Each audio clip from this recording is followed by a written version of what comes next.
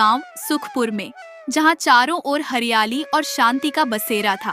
3 बच्चों की गहरी दोस्ती थी, चेतन, बबलू और गिन्नी। ये तीनों हर दिन स्कूल के बाद गांव के बाहर वाले बड़े बरगद के पेड़ के नीचे खेलने जाया करते थे। उस बरगद के बारे में गांव में कई कहानियां प्रचलित थीं। कहा जाता था कि वह पेड़ जादुई है और अगर कोई सच्चे दिल से उससे कुछ मांगे तो उसकी मनोकामना पूरी हो जाती है। एक दिन स्कूल से लौटते समय चेतन ने कहा, क्या तुम्हें नहीं लगता कि यह बरगद कुछ खास है? दादाजी कहते हैं कि यह बरगद हमारी खुशियों का रक्षक है। अरे चेतन, यह तो सब कहानियां हैं। अगर सच में यह जादुई होता तो क्या हमारे गांव के लोग इतने परेशान होते? गिन्नी, जो सबसे चुपचाप सुन रही थी, बोली, क्या हम इसे सच में जांच सकते हैं? अगर यह सच में जादुई है तो इसे हमारे सवालों का जवाब देना चाहिए।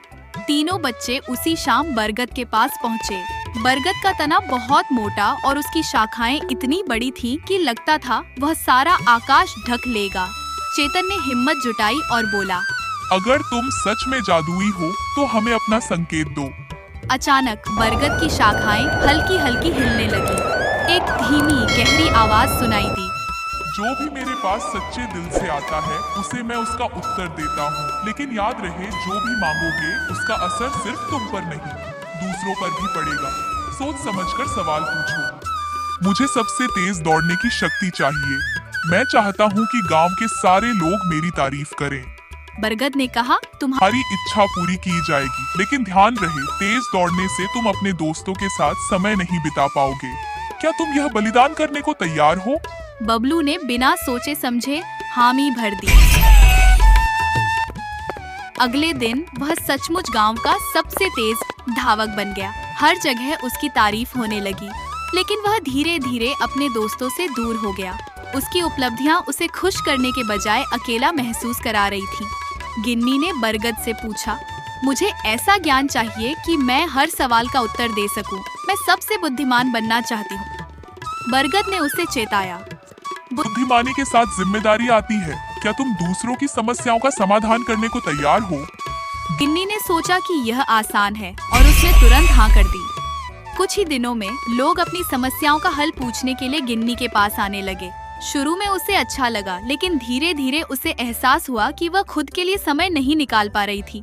अब चेतन ने कहा, मैं कुछ मांगना नहीं चाहता, लेकिन मैं चाहता हूँ कि मेरे दोस्तों को खुशी मिले। क्या तुम उनकी समस्याएं दूर कर सकते हो? बरगद मुस्कुराया और बोला, यह तुम्हारी सबसे बड़ी परीक्षा है। दूसरों की खुशी के लिए तुम्हें खुद त्याग करना होगा। क्या तुम तैयार हो? चेतन ने बिना सोचे समझे हामी भर दी।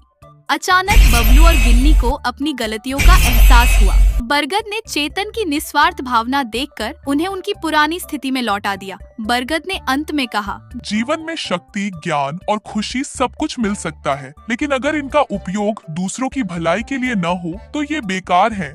सबसे बड़ी ताकत निस्वार्थता है।